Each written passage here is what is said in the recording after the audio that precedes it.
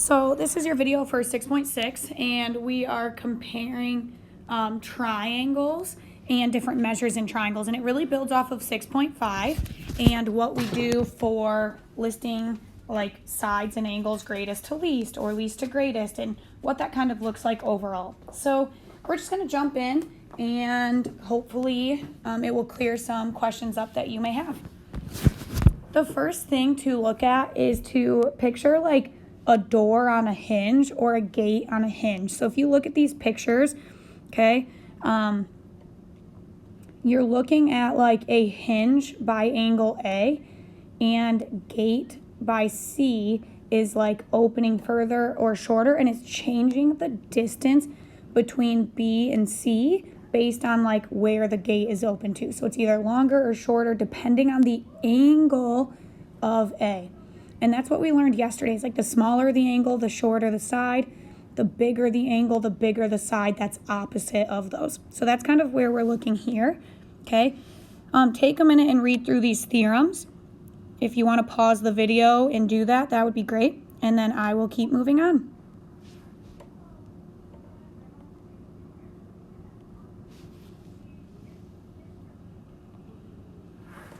Okay, so we're just going to look at this. It says, given that AB is congruent to DE, okay?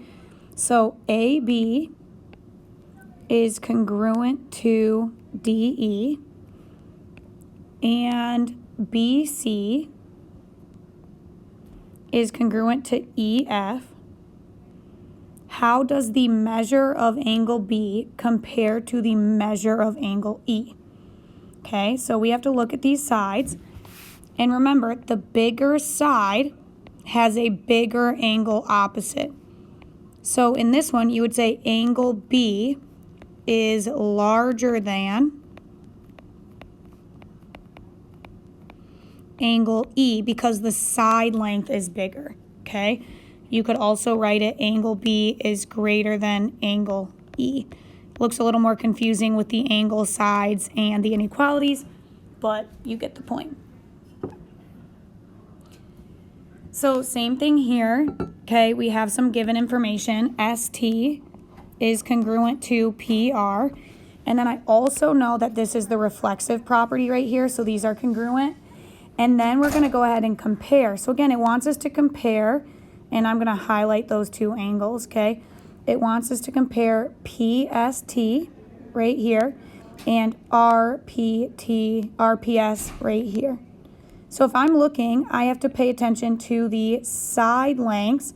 And again, the bigger side has a bigger angle. So angle TSP or PST is greater than angle RPS. Okay, so that's what we're looking for. Or you can write it in words and say that angle TSP is larger than angle RPS. Okay, so again, that's what we're looking for. We're just looking at like if these parts are congruent, how does that angle compare, making the sides longer or shorter? Again, the bigger the angle, the longer the side, the smaller the angle, the shorter the side. Now, similar, we're going to use the angles to compare the sides. So we're just going in the opposite direction. We use the converse above, and now we're going to go ahead and use the actual theorem. So we know that we have some congruent parts. So JK is congruent to KL. And we want to know how JM compares to the other side, which is ML, here and here. And again, the angle opposite is going to dictate that. So if 64 is opposite and 61, which one is larger? So JM is longer, I guess we should say longer, than LM, okay? And so we can also write it as an inequality if you want, but we don't really need to, okay? So same thing here.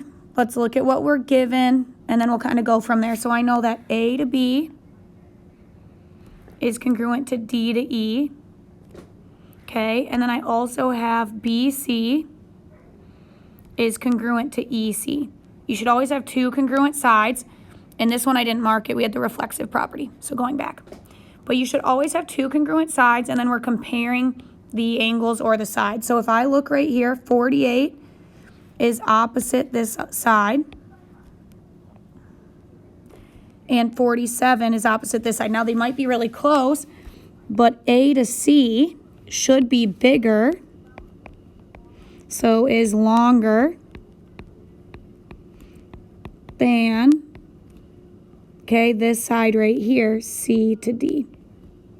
Again, because 48 is bigger than 47, we know those sides are bigger. The last little bit is solving real life problems. So we're going to read this and we're going to draw a picture and try to figure it out together. So two groups of bikers leave the same camp headed in opposite directions. Okay, so I'm just going to go ahead and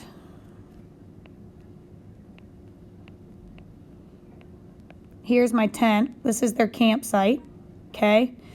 And they leave going in opposite directions for 2 miles. So I'm going to go this way for 2 miles.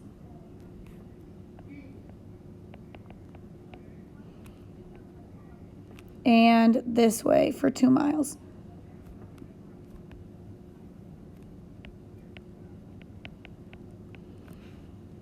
Okay, so then group A, so they change direction and travel another 1.2 miles. Okay, let's see what this says. So group A turns, and I'll just make this A and this B. Okay, so group A turns 45 degrees north. Okay, so here's what I want us to realize. If I extend this line and I turn 45 degrees north and then travel another 1.2 miles.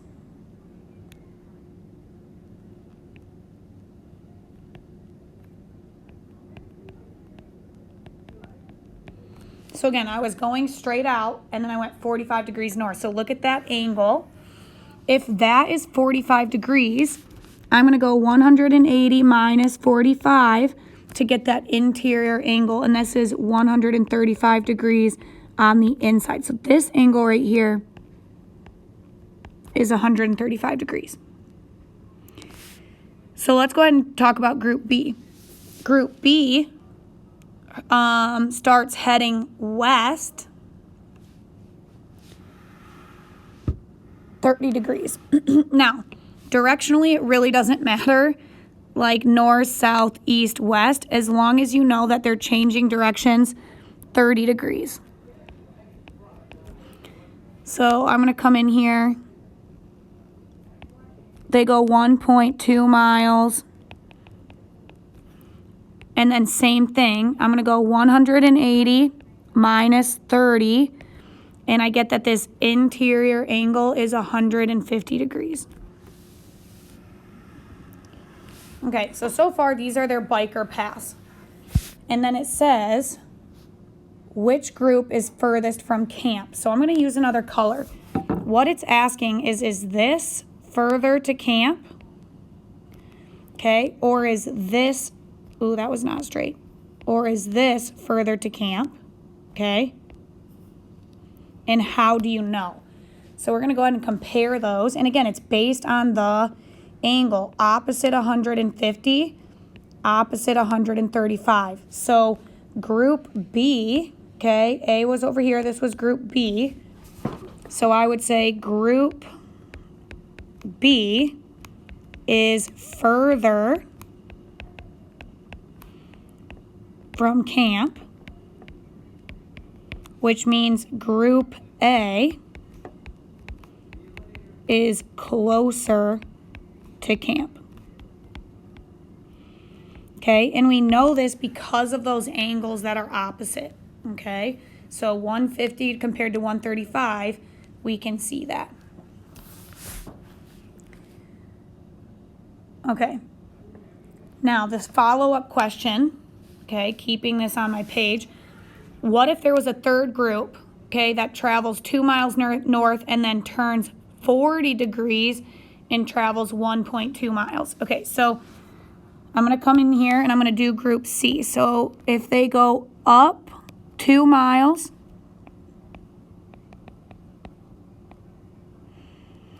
and then they turn 40 degrees. So again, if they were to go straight, I just need them to turn 40 degrees. It really doesn't matter like which way. So I'm just going to say they turn towards the right 40 degrees. And then they ride 1.2 miles. So it's asking how does their distance compare? And again, this is group C.